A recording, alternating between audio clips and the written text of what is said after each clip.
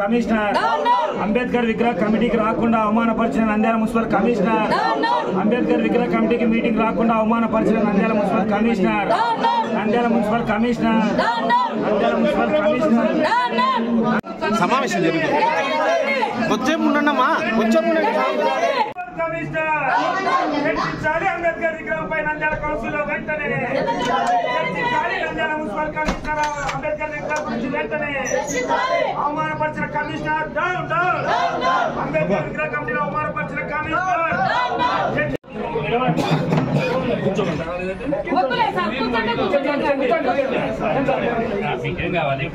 అంబేద్కర్ గారికి చట్టబద్ధమైన మీటింగ్. ఆ మీటింగ్ తర్వాత నేను వస్తాను మేడం చెప్పడం జరిగింది. పోస్ట్ పోన్ చేయమని చెప్పడం కూడా జరిగింది. మరి ఈలోపు మీరు వచ్చినట్టు పెట్టాలని ఎవరికి ఉండదు.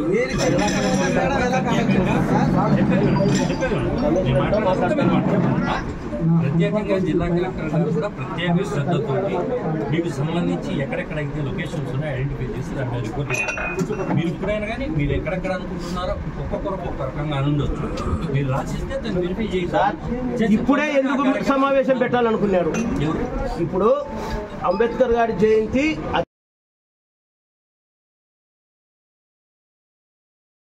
స్థలం కేటాయించాలని చెప్పి ఒక్కరన్నా అన్నారు సార్. ఇంతవరకు 3 సంవత్సరాలైంది. మాకు 3 సంవత్సరాల నుంచి మా బాధలు ఎవరు అర్థం చేస్తారు సార్? మీరు కోచ మమ్మల్ని అవమానపరిచినట్టే, మీరు కోచ మమ్మల్ని అవమానపరిచినట్టే. 3 సంవత్సరాలు మా బాధ ఎవరు? 3 సంవత్సరాలు రాత్రిలో మీటింగ్ పెట్టాడు. రాత్రి 10 నుంచి 3 వరకు మీటింగ్ పెట్టాడు.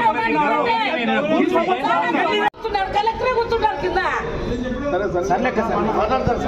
అయినా ఆహ్వానించినట్టే కదా. చెప్పుకున్నామా?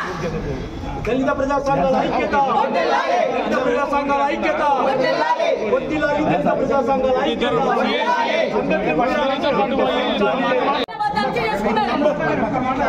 ఇప్పుడు దీంట్లో పోలీస్ డిపార్ట్మెంట్ నుంచి ఒకరు, మున్సిపాలిటీ నుంచి ఒకరు, అట్లా అందరూ అన్ని డిపార్ట్మెంట్ వచ్చినాకనే మీటింగ్ ఏర్పాటు చేసి మనకు ఇద్దామని మేడం గారు అందరికి ఫోన్ చేసి అందరూ దళిత సంఘాలుగా పిలుపుతున్నారు ఈరోజు విగ్రహ కమిటీ కోసం.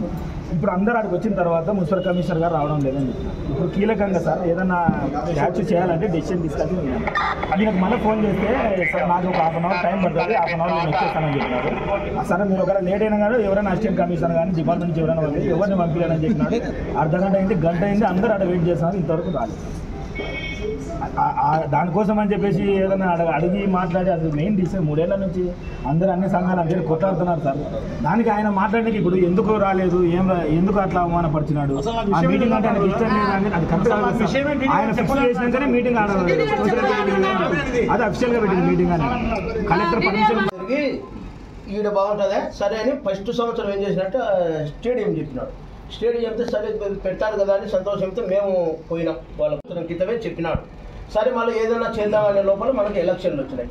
అప్పుడు ఏం చేయలేక సరే మా ఇంట్లో మేము చేసుకున్నాం. అక్కడ విగ్రహం దగ్గరికి మేము పోలేదు, బైకాట్ చేసి మా ఇంట్లో ఉన్న విగ్రహాలతో మేము చేసుకున్నాం. మరలా ఇప్పుడు ఒక 20 రోజులు ఉంది. నాకు తెలిసి ఏం జరిగిందంటే నిన్న మరి మీరు ఇప్పుడు పొద్దున నాకు ఈ మీటింగ్ స్టాట్యూటరీ ఇది చట్టబద్ధంగా కమిషన్ అనే అతను తప్పనిసరిగా ఈ మీటింగ్ అటెండ్ కావాలి. ఒకటే అంబేద్కర్ జయంతి రోజు మేము ప్రజా సంఘాలను కలిసి విగ్రహం ఇక్కడే పెడతాం. మీరు మమ్మల్ని ఏం చేస్తారు? 3 ఏళ్ల నుంచి మేము బాధపడుతున్నాము. ఇది జిల్లా కాదనలేదు, నువ్వు కాగితం ఇవ్వమన్నాను. కాగితం ఇచ్చిన తర్వాత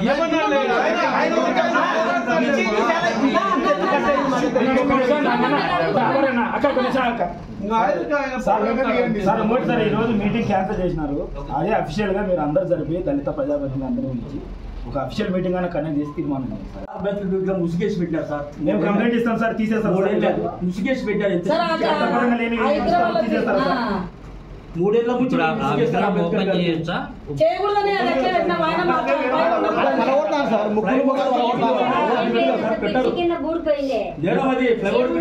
పెట్టడమే తప్పది. ఆల్రెడీ తలపైన పోతున్నారు జనాలల్లా. ఆడనే మేము ఒప్పుకోవడం పోవడం లేదు సార్. మేము ఒక సాంబశివుడు ఒక్కడు పోయి ధర్నా చేస్తున్నాడు కానీ ఆడ మేము ప్రజా సంఘాల దాంట్లో ఎవరం కూడా దండలేంలే, అందరం బేట చేస్తున్నాం మేము. ఆ రోజు నుంచే మా ఆఫీసులలో నుంచే కలెక్టర్ గారికి అదే చెప్పొచ్చినాం, మేము ఎస్పీ గారికి అదే చెప్పొచ్చినాం. అస్సలు పోవడమే లేదు మేము అక్కడికి.